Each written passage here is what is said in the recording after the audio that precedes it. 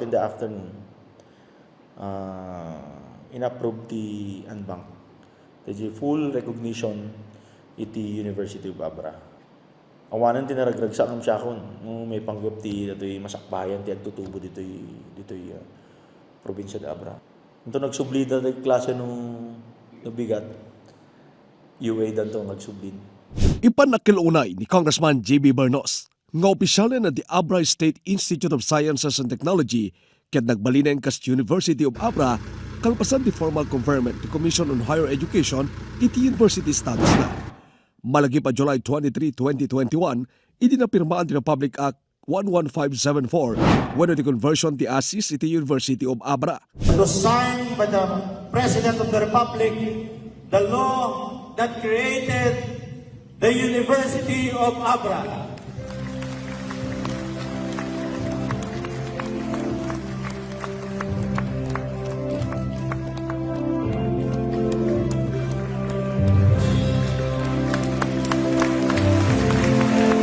Mismo ni Kong J.B. Bernos sinang isagpad na ito agakat, idi umuna termino na kas diputado idi taon 2016.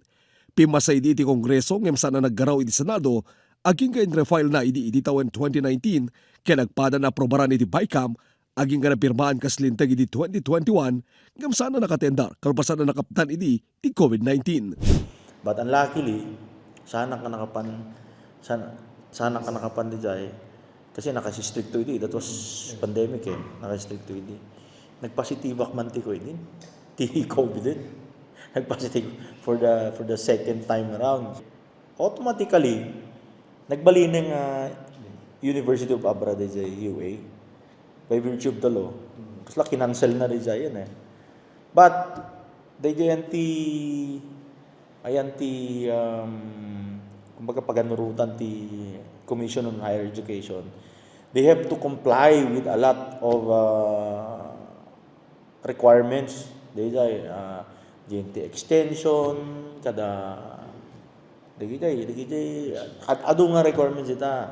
So, as early as 2021, 2022, no ma-deliberate makita da nga yan kumbaga, abot na panaka-recognize na full recognition. Digilat kurang naman talaga na. Kumbaga, ched mo ngamin timang determine no complying ka. Kalpasan ti 5 atawen, ken panang comply ti ASIS kariti kasapulan na requirements para iti panakabadgan ti university status na makuna balaygidan. But, kang karami mo, may gusto mo ilangan dito mo but it took 5 years. It took 5 years. Sakbay nga makomply da amin. Idi padamag da kanya. Tinawagan kasi gud ni former President Greg Torquesa, Sir Tony, nga nag-retire siya a couple of months ago, nag-retire mo tisunan. So, amo muna urayin sir, congratulations kung nakakanya. Sika lang ting congratulate ko dito kasi amok no kasano ti bannog mo, amok no kasano ti rigrigat mo and all. Itang tayo hindi makita kung benefit tayo. Well, ato ti opportunities nga umay na to will now universidad to yun unlike the college pala. Kumbaga kumbaga parang adu pala adda pala digay makigawid digay, like for example digay new courses and all. Adda digay pambanag nga hanga mabalin hanga iyalaw no college lang handang iyalaw. Lalo digay research, digay extension and all digay mo ti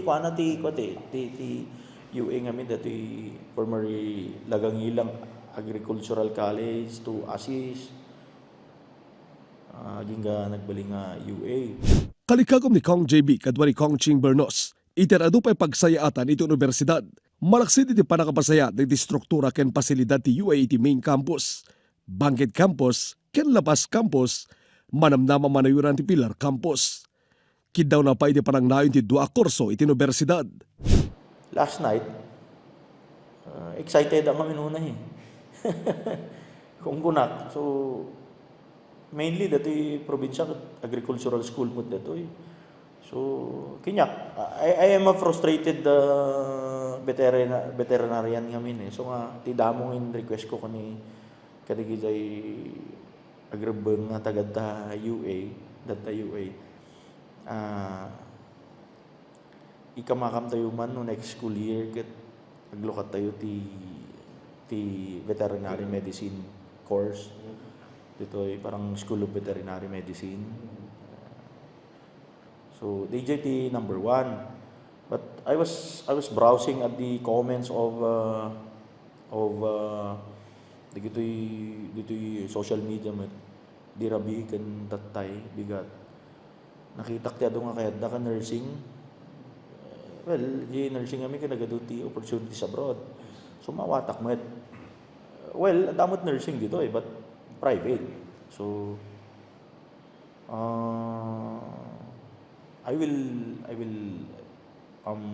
will request it with the proper authorities no kaya di jay duwa nga courses nga magbagak di jay. Napanunod mo ti congresswoman sing nga mga ikabil ti kumamat ti campus outside of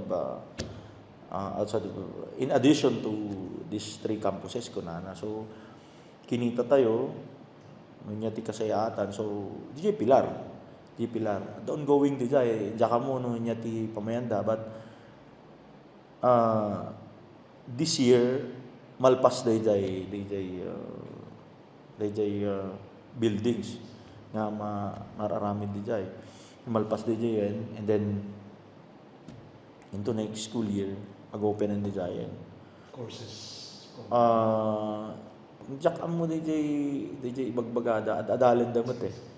Isuda kami na eh, call da di jay na hantay yung mabiyangan mo ito nyo di courses nga i-offer da di jay.